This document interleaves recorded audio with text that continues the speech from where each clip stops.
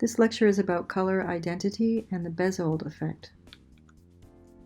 The Bezold effect was discovered by a German meteorologist professor by the name of Bezold. That's where it gets its name. Basically, what Bezold recognized was that a color would look different based on its context, or the other colors surrounding it, or its environment. We discussed this a bit in the last video, and we will look at it a bit more carefully here. I want to mention a person next who is an important part of this lecture. It's a student of the German Bauhaus who came to America to teach in the 20th century, and his name is Joseph Albers.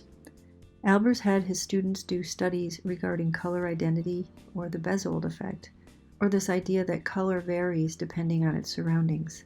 You can see here the sequence of colors of red, magenta, and gray, and we see it pitted with both white and black to show how different the same sequence can appear, and how different colors can stand out in different ways, depending on just the subtraction or the addition of that white or the black. So here's another example, and this is actually a Joseph Albers study, and it shows how this square of color is perceived as orange. If you cover up the bottom and you look at the two blue fields on the top, the temptation is to call that an orange square. If you cover up the top area and look at the yellow and orange fields, the temptation is to call that a brown square. But that square is exactly the same color. The idea evidenced here is that the color is going to appear different depending on what is around it. Here's another example of this.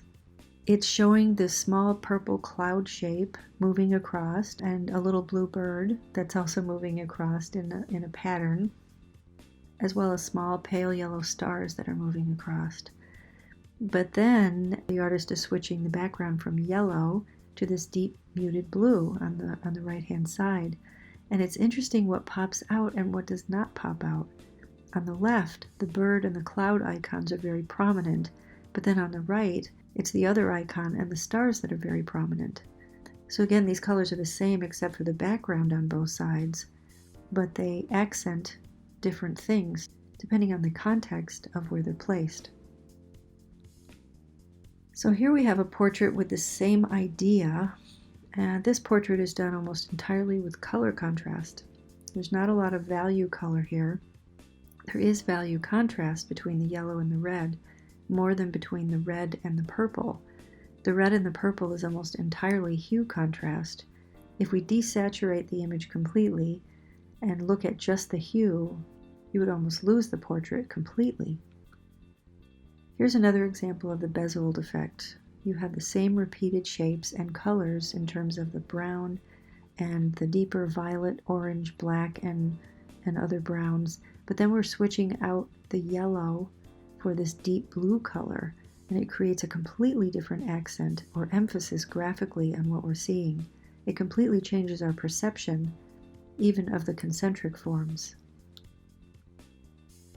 So look at this for a minute to see what is changing and what is staying the same.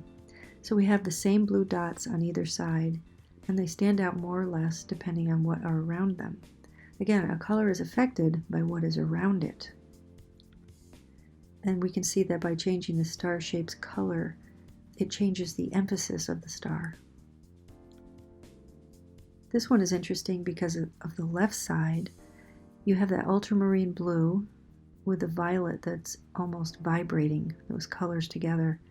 They almost give the form of a three-dimensional look with the orange surrounding them. So the background just changes everything so much. Here's another example applied to an Islamic pattern. The left side is much more muted color with a quieter feel. Here are some Joseph Albers-like studies placing gray on two complementary colors, showing blue on two complementary colors, and showing yellow on a saturated and muted color. And you can see how they just appear very differently depending on what they're placed against. These are some student studies showing the gray lavender square at the bottom against one set of colors on the left and then another set of colors on the right. And you can see that the color has a different identity and reacts very differently in these two different environments. And here's a more complicated version. But this is just switching the background from black to white. On the left side, you start to see patterns between the lighter dots, and on the right side, we definitely start to group the darker dots and colors, and the lighter colors start to disappear. So it has a lot to do with the value. Like yellow is naturally lighter, and it has more luminosity than the deep blue color, and that is value, but it's also color. This is an interesting chart showing each of the basic colors across the spectrum with the other colors on them, as well as black and white on them or behind them. This is a good example here of the natural luminosity of colors and the natural value of colors. In one place you have yellow, which has a natural light color, so the natural luminosity or lighter value of yellow goes against the darker values of blue and purple, and then it starts to be a little closer to white and orange. Green is a little darker, but not nearly as dark as these. The only colors that really pop out are yellow and white, which kind of tell you that they are in the middle. It pops against black because of color, but not actually because of value, because if you were to make that into a grayscale image, it might resemble something much darker looking. So we're just looking at the natural darkness and lightness of colors here. Here again, just looking at the way that colors react and the warm and cool and the natural value of colors. Here the yellow really pops, and the purple and the blue are quieter because of their natural values, but also because of their coolness. The yellow tends to want to come forward, and the cool colors tend to want to recede.